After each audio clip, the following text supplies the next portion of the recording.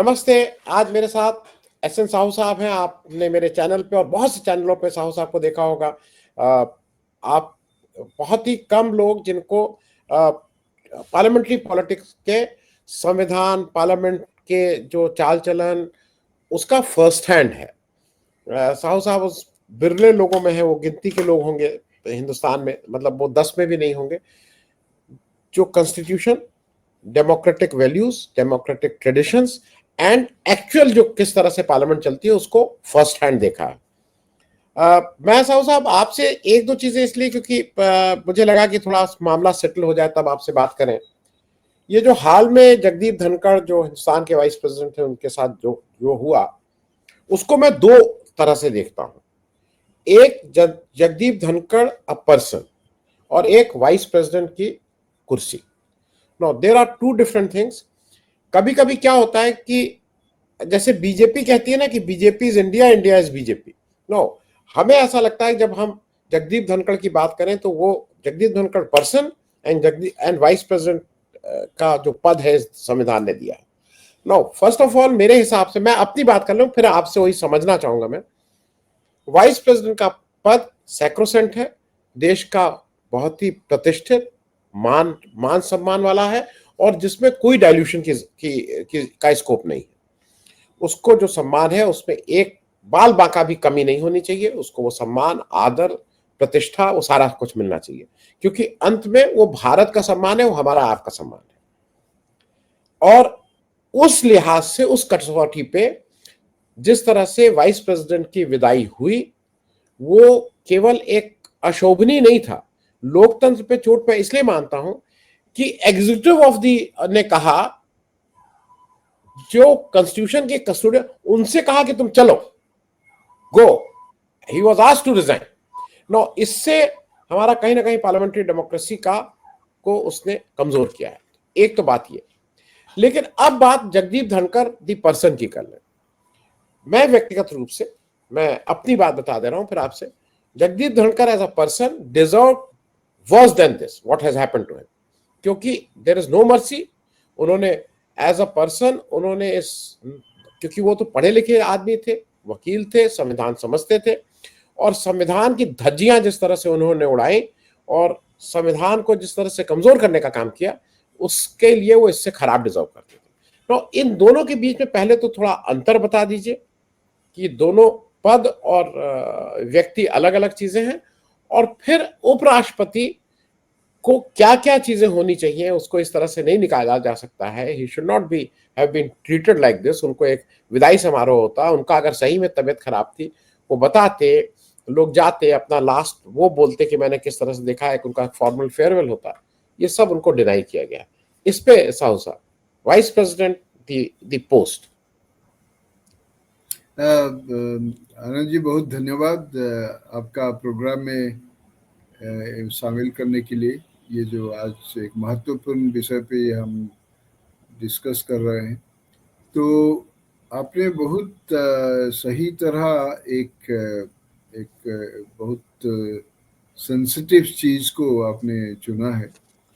देखिए, ये तो एक दुर्भाग्य है कि चाहे मेरा कितना डिफरेंसेस ओपिनियन है धनखड़ साहब के ऊपर, जो वाइस प्रेसिडेंट थे, लेकिन जिस तरह उनको एक व्यवहार दिखा गया, क्योंकि ये बड़ा दुख की बात है।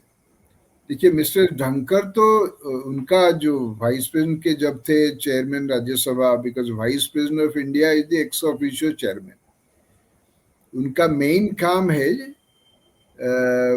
जो संविधान में भी लिखा है, संविधान सभा में जो वाइस प्रेसिडेंट के ऊपर डिस्कशन हुआ था, अंबेडकर ने भी कहा था कि वाइस प्रेसिडेंट ऑफ इंडिया का कोई ऐसा संविधान में लिखा नहीं है कि क्या काम वाइस प्रेसिडेंट के नाते करेंगे, क्योंकि उनका मेन काम है to preside over the house. Rajya Sabha का चेयरमैन के नाते दायित्व निभाना है।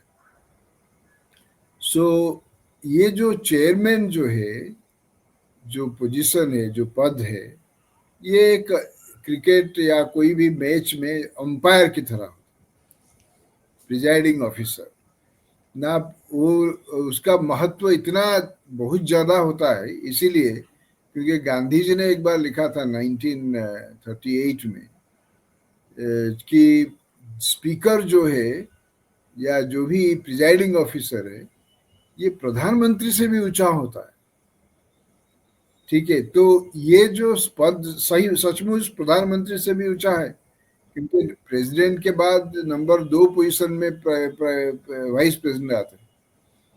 सो इस तरह उनको जिस तरह उन्होंने रिजाइन कर दिया स्वास्थ्य के कारण से, मुझे नहीं लगता है कि स्वास्थ्य के कारण, उनकी इसके उसके अंदर चलते बहुत, हाँ, और सारे बहुत सारे एक बहुत गहराई तक हम जाके ये हम अनुमान लगा सकते हैं कि स्वास्थ्य के कारण के अलावा उसके अंदर जो है, मुझे लगता है कि बीजेपी या प्रधानमंत्री मोदी और आरएसएस के बीच जो अभी जो अभी जो उनके पावर बीच जो, स्ट्रगल, हाँ, जो समस्या चल रहा है ये बीजेपी आरएसएस, मुझे लगता है कि ये जो उनके बीच जो पावर स्ट्रगल है वो पावर स्ट्रगल्स का एक, ये हम तो सिर्फ अनुमान ही लगा सकते हैं, ये एक प्रतिफलन करता है कि धनखड़ जी को ये पावर स्ट्रगल का शिकार होना पड़ा।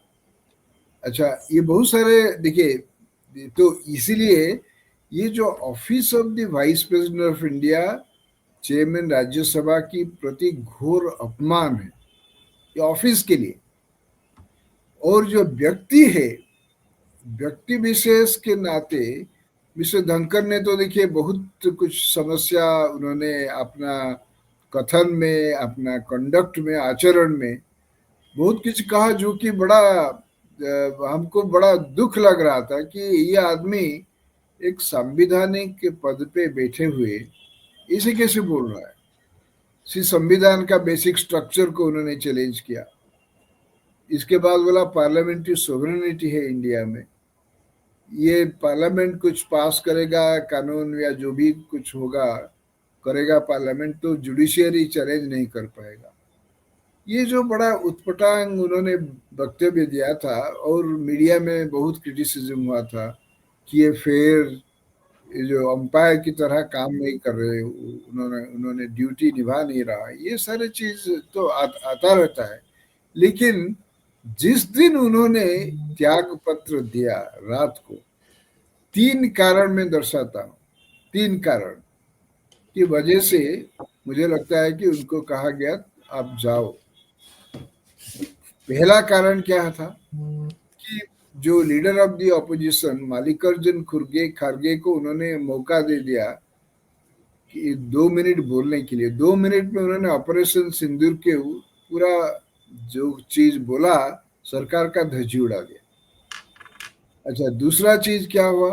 दूसरा चीज हुआ कि जब मल्लिकार्जुन खड़गे उस दिन जो बोले थे ऑपरेशन सिंदूर को ऊपर और सरकार को पूरा मतलब एक्सपोज कर दिया था, जेपी नड्डा जो लीडर ऑफ द हाउस, उन्होंने बोला और उन्होंने कहा कि मैं जो बोल रहा हूं वो ही रिकॉर्ड में जाएगा, बाकी कुछ रिकॉर्ड में नहीं जाएगा। ये चेयरमैन का पावर है बोलने के लिए। तो चेयरमैन का power leader of the house कैसे अपना हाथ में ले लेंगे? दूसरा मुद्दा ये है। तीसरा मुद्दा, पहली बार ऐसे हुआ कि बिजनेस एडवाइजरी कमेटी का चेयरमैन जो वाइस प्रेसिडेंट है या चेयरमैन राज्यसभा है, उनका नेतृत्व में पहले तो 12 बजे का मीटिंग था, कुछ समस्या हुआ, मीटिंग ठीक ठाक नहीं हो पाया और 4:30 बजे मीटिंग रखा गया। उस वक्त ना leader of the house JP Nadda, parliamentary affairs minister mister Kiran Rijiju, कोई नहीं आया, लॉ मिनिस्टर भी नहीं आया। तो ये था एक अनास्था प्रस्ताव। मुझे लग रहा है कि चेयरमैन के ऊपर एक अनास्था भाव उन्होंने दिखाया। अच्छा, ये 3, इसके बाद में पता चला कि जो जस्टिस वर्मा है उनके खिलाफ जो महाअभियोग प्रस्ताव, वो प्रस्ताव का जो नोटिस था, वो नोटिस उन्होंने हाउस में एडमिट कर दिया। ठीक है, तो ये उनके पास खबर था कि नहीं ये लोकसभा में ये प्रस्ताव आ रहा है, रूलिंग पार्टी ऑपोजिशन मिलके प्रस्ताव को आगे ले रहे हैं, लेकिन राज्यसभा में ये उन्होंने सिर्फ ऑपोजिशन का मोशन उन्होंने एडमिट कर दिया, नोटिस। सो ये 3 कारण की वजह से मुझे लग रहा है कि गुस्सा हो गया, और उन्होंने अभी जो खबर में आया है कि राजनाथ सिंह डिफेंस मिनिस्टर के कमरे में एक ब्लैंक पेपर में बीजेपी मेंबर्स का सिग्नेचर लिया गया। मैंने एक एमपी से बात किया, ये सचमुच सही है क्या, ब्लैंक पेपर में सिग्नेचर लिया गया? उन्होंने एक एमपी ने बोला हाँ हाँ ब्लैंक पेपर लिया गया। क्यों लिया गया? नहीं, इस धनखड़ के खिलाफ जो आर्टिकल है संविधान में, उनको हटाने के लिए पद से। तो 6-7 महीने पहले तो अपोजिशन ने मूव किया था एक अनास्था प्रस्ताव, और अभी वो उसको तो डिप्टी चेयरमैन ने खारिज कर दिया था। तो अभी सरकार की तरफ से आ रहा है, ये जब मूव करे हो जाएगा, पास हो जाएगा, तो होना ही था, पास होना ही था, बिकॉज बीजेपी के पास तो मेजोरिटी है। तो ये बड़ा अपमान उनके लिए होता। सो पद और व्यक्ति दोनों के लिए अपमानजनक था।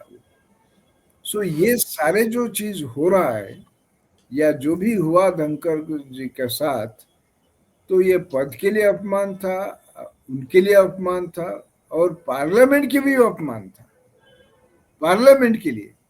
क्योंकि देखिए आनंद जी, ये जब नड्डा जी ने बोला कि मैं जो बोल रहा हूँ रिकॉर्ड में जाएगा और अपोजिशन जो बोल रहा है रिकॉर्ड में नहीं जाएगा, ये जो एक वाक्य उन्होंने कहा, ये चेयर के ऊपर एक एक क्या है, एक अपमानजनक की टिप्पणी था। क्योंकि चेयर का पावर है डिसाइड करने के लिए, निष्पत्ति लेने के लिए, कौन सा रिकॉर्ड में जाएगा, कौन सा रिकॉर्ड से हटा जाएगा। सो ये नड्डा जी ने ये टिप्पणी करके, अच्छा वो टिप्पणी को धनखड़ जी ने हटाया नहीं, चेयरमैन साहब ने, मिस्टर धनखड़ उस वक्त बोल देता, अरे जय नड्डा जी आप ये क्या बोल रहे हैं, ये तो मेरा जो क्षमता है आप कैसे ले लोगे? Leader of the house represents the government in the house. वो गवर्नमेंट क्या डिसाइड करेगा हाउस के रिकॉर्ड में क्या जाएगा कि नहीं? So this is a insult to the house dignity and authority of the parliament, and in that sense it is an offense to the will of the people. Parliament represents the will of the people. So उस दिन नड्डा साहब ने सिर्फ धनखड़ जी या chairman Rajya Sabha को अपमान नहीं दिया, चेयर को अपमान दिया और हाउस को अपमान किया, और पीपुल्स विल, जो लोगों का जो विल है, जो पार्लियामेंट रिप्रेजेंट करता है, उसके लिए भी अपमान था। तो जो भी हुआ ये बहुत गलत हुआ, और फ्रैंकली स्पीकिंग ये शायद कोई भी चेयरमैन के लिए कभी भी ऐसे कोई फेस नहीं किया था, सम्मुखीन नहीं हुआ था। So this is a very very bad president for our Indian parliamentary tradition. जी जी जी नहीं साहब, मेरे 2 छोटे छोटे प्रश्न हैं। पहला चीज आपने ऑलरेडी क्लियर कर दिया कि गवर्नमेंट और vice president, government can not decide कि वाइस प्रेसिडेंट क्या करना चाहिए, कैसे, कब आएंगे, कब जाएंगे। आने का ठीक है, इलेक्टेड हो गए, उसके बाद मैं 2-3 प्रिजम्पशंस आपसे पूछ रहा हूं। पहला, एक तो ये कहा जा रहा है कि अब लोकसभा की तरफ से आ रहा है और कई बीजेपी के नेता कह रहे हैं कि वहां पे धनखड़ जी ने जो 63 एमपीज का जस्टिस वर्मा के अगेंस्ट लेटर था फॉर रिकॉलिंग हिम और फॉर उनको अपने पद से हटने के लिए, उसको प्रेजेंट किया था, वो एडमिट नहीं हुआ था, उस टेक्निकलिटी में आ रहे हैं। मेरे हिसाब से इट वाज, आप प्रेजेंट बोलिए, एडमिट बोलिए, वो it was as good as admitted, क्योंकि कहीं उन्होंने नहीं कहा था, उन्होंने कहा था इस पे ये कार्रवाई शुरू करिए। He has already told to secretary general of the Sansad. तो एक तो ये, दूसरा मुझे जरा एक चीज ये समझाइए, मैं हाइपोथेटिकल क्वेश्चन है, मुझे आपको क्या लगता है कि धनखड़ जी जिस मिजाज के हैं, जैसे अगर वो नहीं हटते तो शायद वो इस देश के संविधान की ज्यादा रक्षा करते, या टेमली बाहर हो जाना और फिर उसके बाद उनका जो ट्रीटमेंट हुआ है, उनके घर को पे कहा गया दूसरे दिन के घर छोड़िए, उनके सब विड्रॉ कर लिए गए सिक्योरिटीज, उनके बहुत सी चीजें, मतलब उनको जो एक कॉमन मान सम्मान मिलना चाहिए वो मान सम्मान उस पद को नहीं दिया गया। इस पे मैं जरा आपकी एक दोनों टिप्पणी, प्रेजेंटेड एडमिटेड वाला और जी। हाँ, नहीं, ये आपने बहुत, ये बड़ा एक मुद्दा जो है उसके ऊपर डिस्कशन करना चाहिए, क्योंकि मैं भी ये सोच रहा था कि ये जो कुछ 69 लोग लिख के दिए थे, सिग्नेचर करके दिए थे, ये जो मोशन है जस्टिस वर्मा को जो इम्पीच करने के लिए, ये एडमिट हुआ या नहीं, ये प्रश्न प्रेस में, मीडिया में उठाया गया है, और सूत्रों से उन्होंने कहा जानकारी लिया कि एडमिट नहीं हुआ है।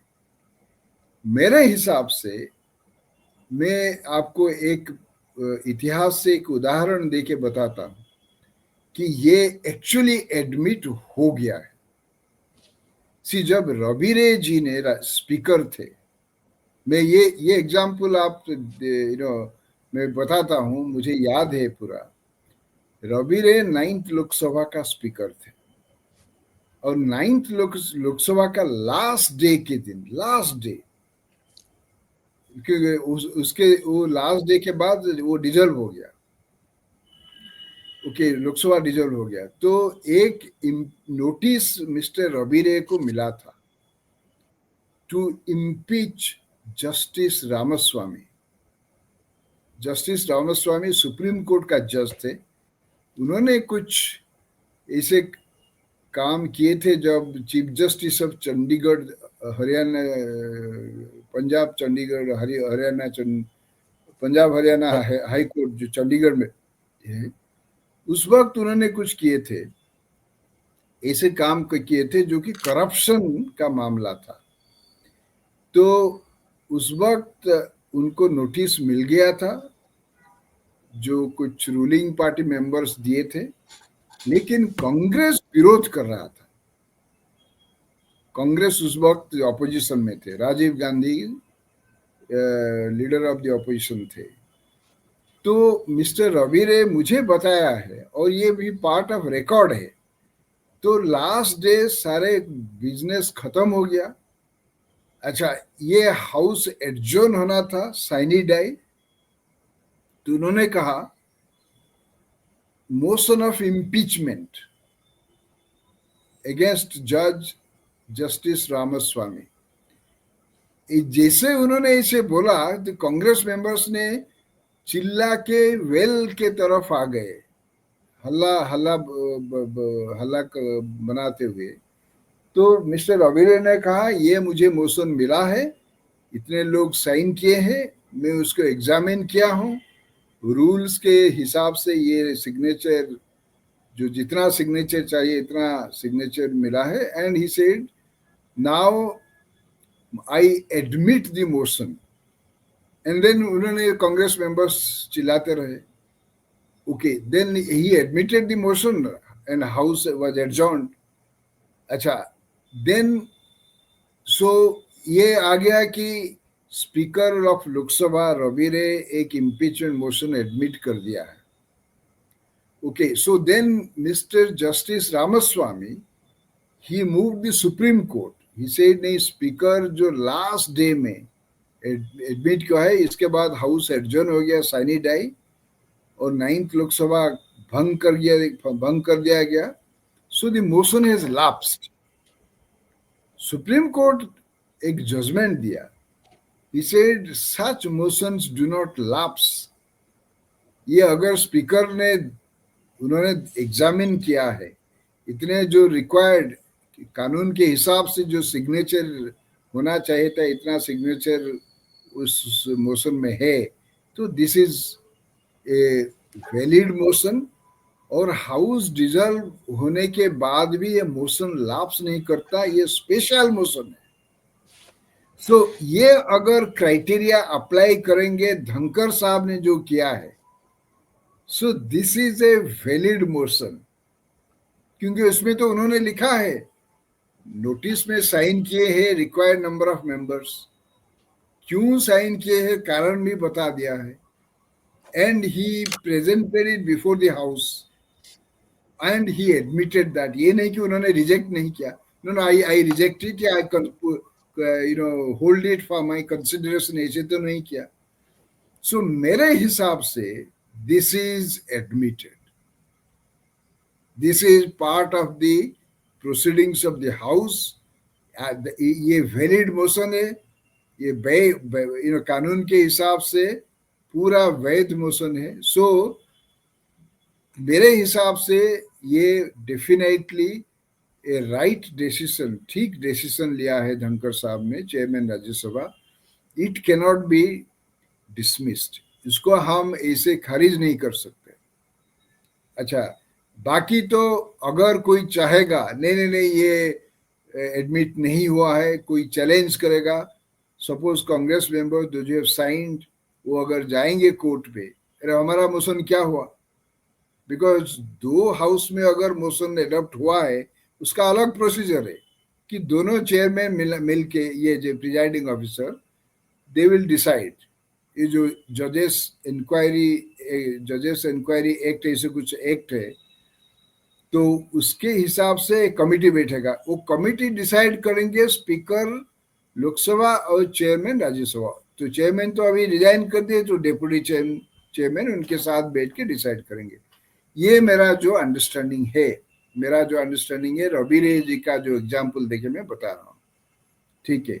बाकी सेकंड क्या आपने पूछा था? हाँ, मैंने सेकंड ये पूछा साहब साहब कि as a hypothetical question, the way he was being treated, he नहीं, the way vice president was being treated, don't you feel कि एक ऑप्शन ये भी था कि नहीं आप मुझे जो करना करिए, इम्पीच करिए, लेट अस, और उस पर डिस्कशन होना चाहिए। इस देश में ये चर्चा होनी चाहिए कि क्या सरकार जब मनाएगी तो वाइस प्रेसिडेंट को भी इम्पीच करके हटा देगी, बिकॉज उनके ऊपर कोई ऐसा वो नहीं था, या तो उन्होंने कुछ ऐसा काम किया था कि जिनको डर था कि ये सब पब्लिक डोमेन में ना है। मैं इस पे एक आपकी टिप्पणी चाहता हूँ। एग्जैक्टली, नहीं, ये जो दूसरा मुद्दा है कि उन्होंने रिजाइन क्यों किया, उन्होंने फेस करना चाहिए था। अगर उनको रिमूव करने के लिए जो आर्टिकल 67 ए में जो प्रावधान है, ठीक है, उन्होंने बोलते मैं रिजाइन नहीं करूंगा, मेरे खिलाफ अगर आपने अनास्था प्रस्ताव लेके आ रहे हो रिमूवल के लिए, मुझे कुर्सी से हटाने के लिए, ठीक है, आप लाइए।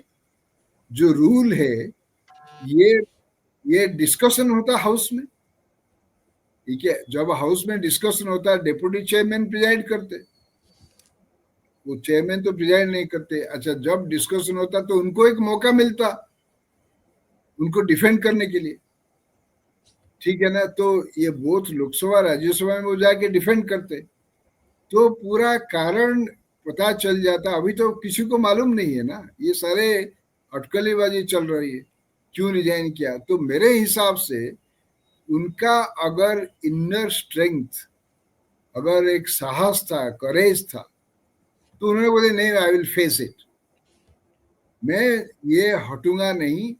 मैं क्या क्या पहले बताइए, कौन सा मैंने कौन सा संविधान का प्रावधान का उल्लंघन किया, या रूल का उल्लंघन किया, या मेरा conduct as a presiding officer जो हाउस को प्रिजाइड करने के टाइम पे कुछ प्रॉब्लम था, आपने तो पहले कभी बताया नहीं था कि कैसे आज ही उस दिन ही उनको सारे कुछ मालूम हो गया कि नहीं नहीं ये आदमी जो है संविधान की हिसाब से काम नहीं कर रहा था। तो मेरे हिसाब से उनको ये पूरा फेस करना चाहिए था, उन्होंने चैलेंज देना चाहिए था सरकार को, ठीक है मेरे खिलाफ आप अनास्था प्रस्ताव ला रहे हो, या रिमूवल के, वो संविधान में लिखा है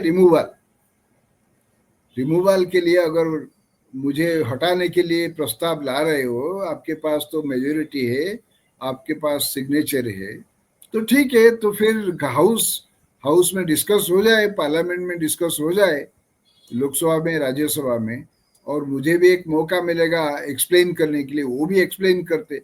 नॉर्मली क्या होता है, ए मेंबर ऑफ पार्लियामेंट या एक मिनिस्टर रिजाइन करने के टाइम उन्होंने एक स्टेटमेंट देते हैं, उन्होंने चेयर को बोलते हैं कि मुझे एक मौका दिया जाए, मैं स्टेटमेंट दूंगा।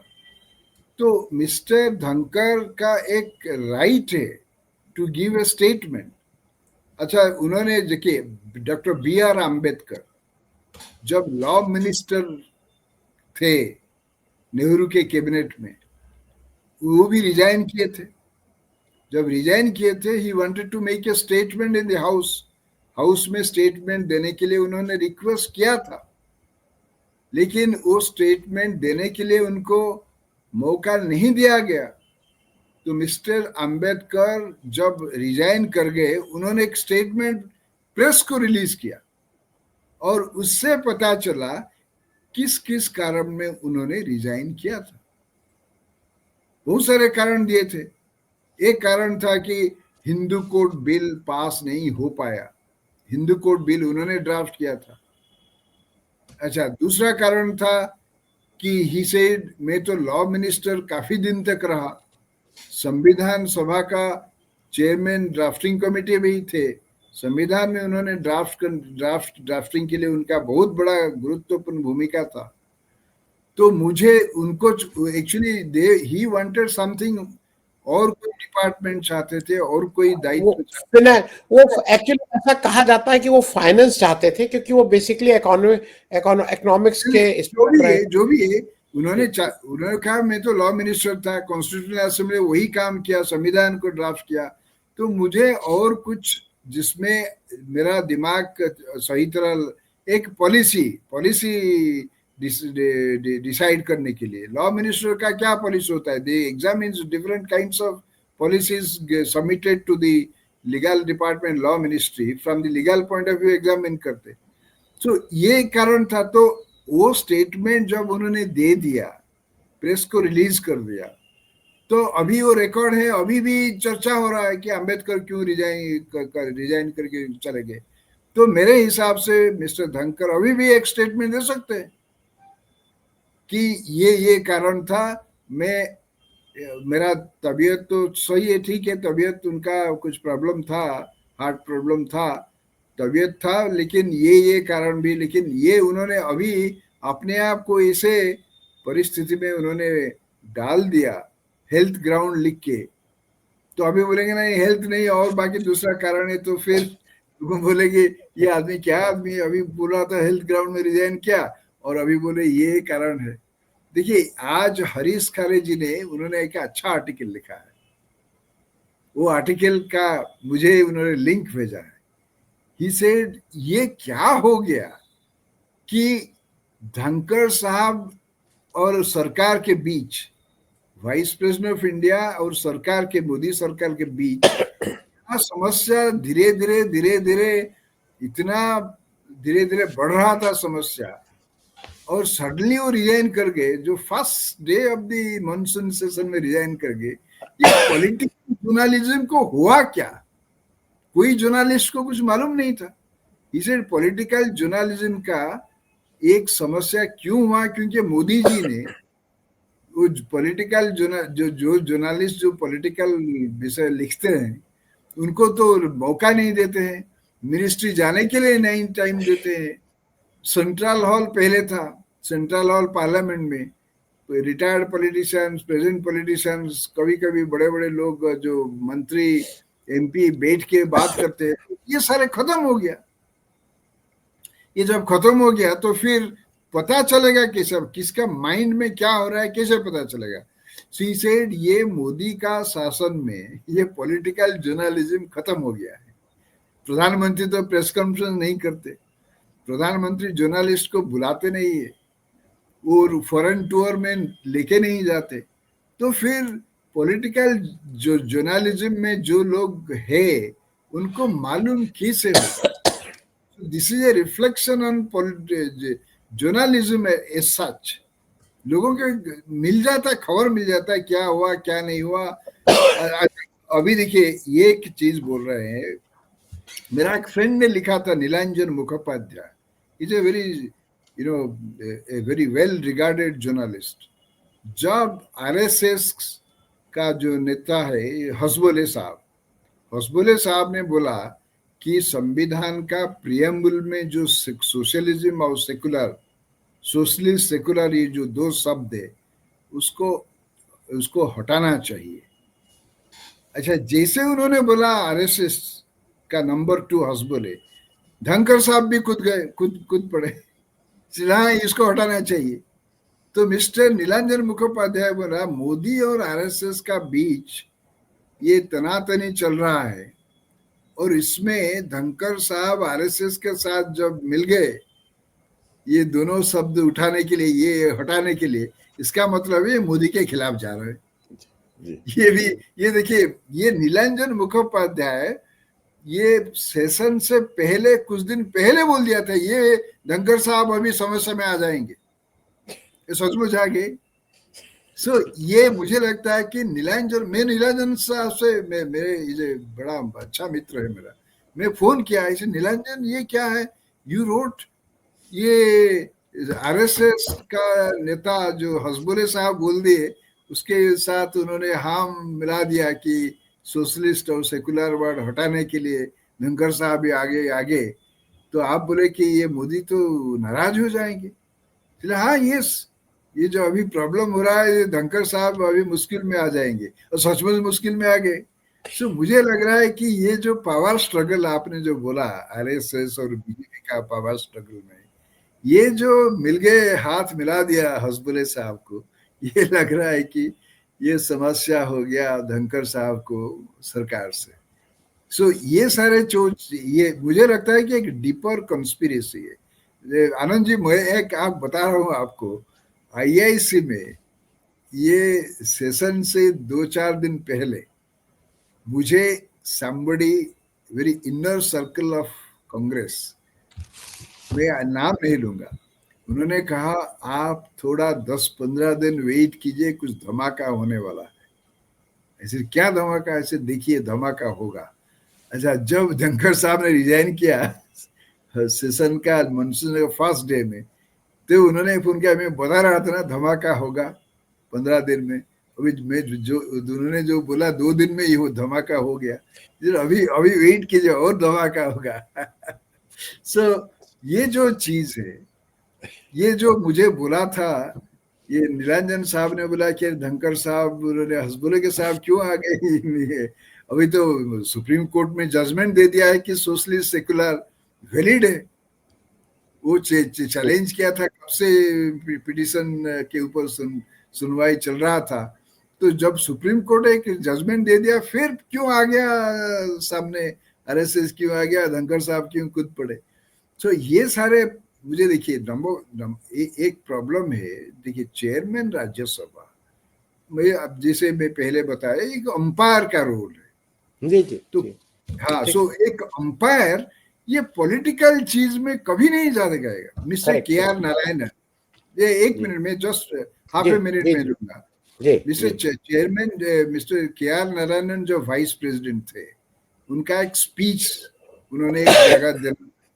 I said, सर ये 1984 जो इंदिरा गांधी का असासिनेशन, हत्या के बाद जो सिख लोगों को, काफी लोगों को कत्ल किया गया, मारा गया, इसके बारे में उस स्पीच में अगर आप बोलेंगे तो बड़ा अच्छा होगा।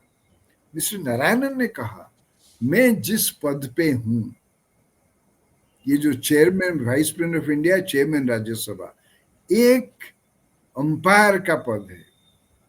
ये जब तक मैं इस पद में बैठा हूं ऐसे बात मैं नहीं बोलूंगा। अच्छा, जो भी बोलते हैं चेयरमैन राज्यसभा, मैंने देखा है जो बात, चाहे हाउस में या बाहर में, उनका स्पीचेस में, अच्छा, तो उन्होंने बड़ा गार्डेड, बहुत सावधान से बोलते हैं कि ये ना अपोजिशन को कुछ बुरा लगेगा या रूलिंग पार्टी को बुरा लगेगा। They take a very neutral position. So कोई वाइस प्रेसिडेंट, शेखावत साहब को देख लीजिए, वेंकैया नायडू को देख लीजिए, वो तो 2 बीजेपी से थे, जी ये इतना खुल के जो ये पार्टीशन बिहेवियर जो उन्होंने दिखाया सरकार के सपोज गवर्नमेंट ऑफ इंडिया, उनको पता होना चाहिए कि government of India, suppose Modi साहब प्राइम मिनिस्टर या सरकार आरएसएस के साथ कुछ नहीं बोलना चाहते थे, तो as a presiding officer why should he join issue with why should he join with Hosabale to say something. So ये मुझे जो लग रहा है कि there is something else. So मैं इसीलिए जो नीलांजन मुखोपाध्याय ने बोला था, लिखा था, ये मुझे लगता है कि सही उनका असेसमेंट सही था। Correct. Thank you so much Sahu for talking to us. और मुझे लास्ट में मैं सिर्फ इतना ही कहूंगा कि मुझे तो बिल्कुल दुख नहीं है, क्योंकि धनखड़ जी ने जो किया, उन्होंने संविधान का रोज वो किया। लेकिन एक चीज है कि एकलव्य उन्होंने अपने को बोला था आरएसएस का, और एकलव्य का क्या हश्र हुआ था, उस इतिहास को भी अगर उन्हें वो नहीं जाने तो फिर इसमें तो इतिहास, जो भी इतिहास पढ़ता है उसको पता है कि एकलव्य को क्या हुआ था। थैंक यू सो मच साहब। नहीं, आरएसएस का एकलव्य तो बोला था, इसके बाद बोला था आर्टिकल 141 या 142 न्यूक्लियर मिसाइल की तरह संविधान। ये बात एक चेयरमैन राज्यसभा जो आदमी बैठा हुआ है, नहीं, तो इतने ज्यादा उनके कोट्स हैं कि क्या उसको करेंगे। थैंक यू सो मच साहब, बहुत बहुत धन्यवाद बातचीत करने के लिए। Thank you, it was a pleasure.